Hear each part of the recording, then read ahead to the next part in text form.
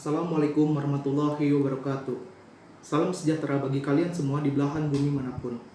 Pada kesempatan ini, saya akan berbagi sudut pandang mengenai masalah kehidupan yang sedang terjadi saat ini. Sebelum itu, izinkan saya memperkenalkan diri terlebih dahulu. Perkenalkan, saya Ahmad Fadlan Kamil, mahasiswa Hubungan Internasional Universitas Pasundan Angkatan 2019. Bukan hal yang sering saya lakukan berbicara di depan publik, namun karena suatu kewajiban, saya harus memberitahukan kepada Anda mengenai suatu perihal. Baik, kita mulai. Akhir-akhir ini, kita sering merasakan pergantian cuaca dan peningkatan suhu yang ada di lingkungan sekitar kita, secara mendadak dan di luar periode yang seharusnya. Bagi sebagian orang, hal tersebut mungkin dianggap lumrah terjadi, karena proses alam yang tidak dapat diduga. Namun, tahukah Anda bahwa itu semua terjadi karena apa yang kita lakukan sehari-hari? Sebagian besar perubahan alam yang terjadi disebabkan oleh pemanasan global, atau kita menyebutnya global warming. Pemanasan global sendiri adalah peningkatan suhu rata-rata atmosfer bumi karena peningkatan jumlah energi panas yang menghantam bumi dari matahari terperangkap di atmosfer dan tidak dapat dipancarkan keluar angkasa. Tidak hanya itu, karena semua sistem dalam iklim global terhubung, penambahan energi panas yang menyebabkan iklim global berubah secara keseluruhan. Sebagian besar dunia akan ditutupi oleh lautan yang memanas. Saat lautan memanas, lebih banyak air yang menguap menjadi awan, sehingga badai seperti angin topan akan terbentuk.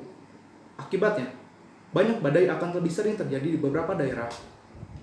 Atmosfer yang lebih hangat membuat gletser, gunung bongkahan salju, lapisan es kutub, dan perisai es Antartika mencair dan menyebabkan kenaikan ketinggian permukaan air laut.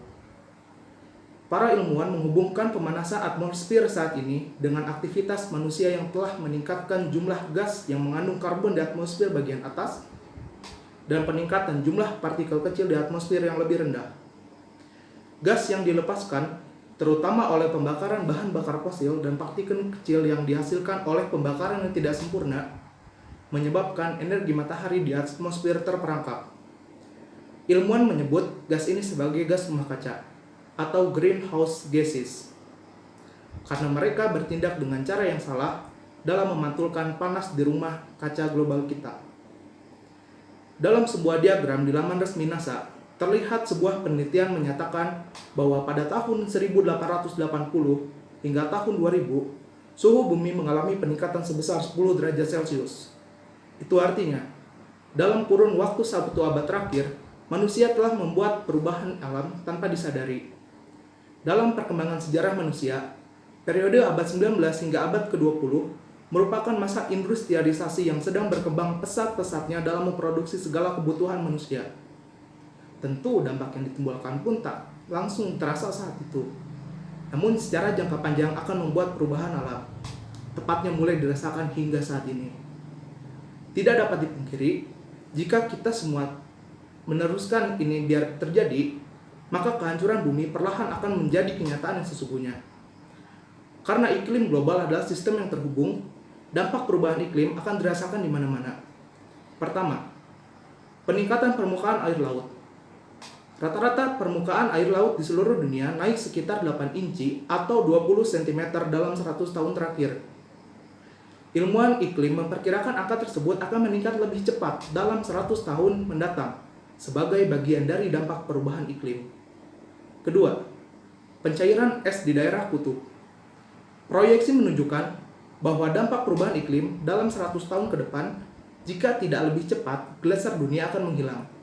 Begitu juga dengan lapisan es kutub dan lapisan es Antartika. Greenland mungkin akan menghijau kembali, dan salju akan menjadi fenomena yang sangat langka di belahan dunia manapun.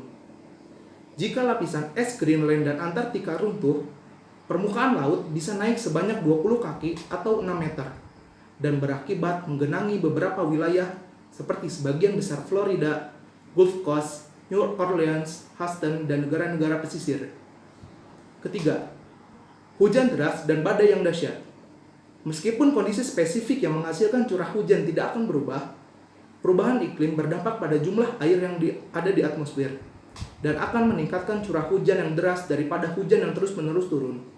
badai dan topan akan meningkat kekuatannya, dan banjir akan menjadi lebih umum terjadi di berbagai daerah.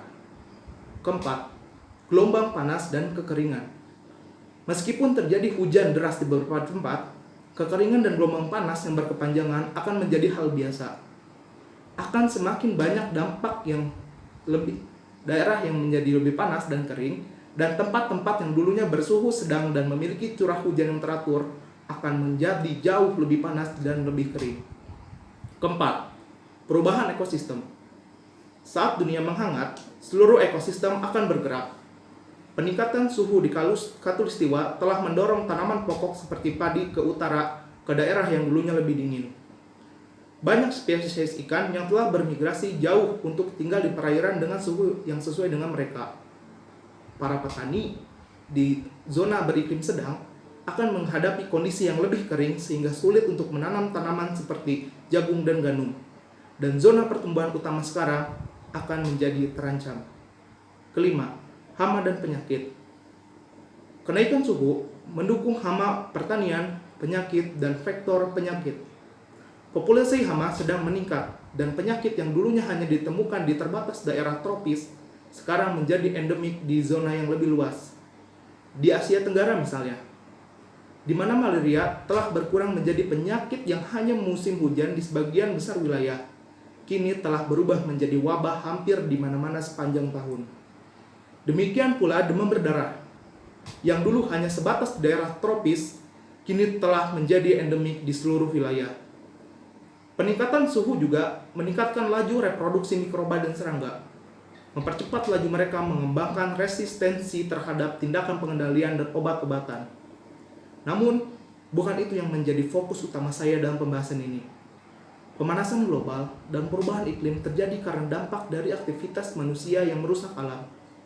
Maksud saya, penggunaan bahan bakar fosil yang berlebihan seperti solar, kendaraan bermotor, batu bara, minyak tanah, dan minyak bumi lainnya menjadi dasar penyebab semua ini terjadi. Sebuah revolusi perilaku harus muncul sebagai solusi untuk menghadapi pemanasan global dan perubahan iklim.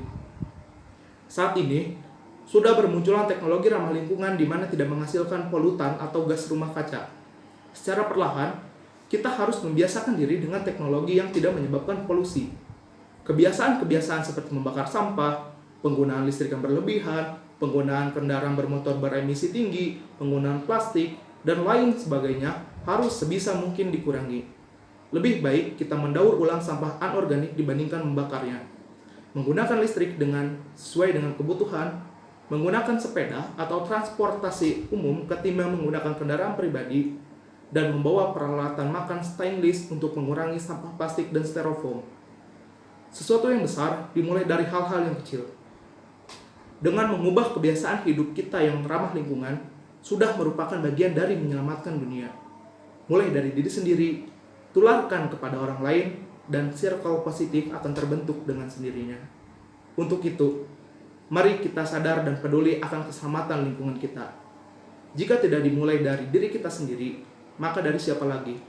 Dan jika tidak dimulai dari sekarang, lantas kapan akan memulai? Mari kita selamatkan kembali bumi kita tercinta.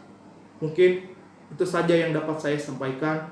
Mohon maaf apabila ada kata dan ungkapan yang kurang berkenan. Sampai bertemu di lain kesempatan. Wassalamualaikum warahmatullahi wabarakatuh.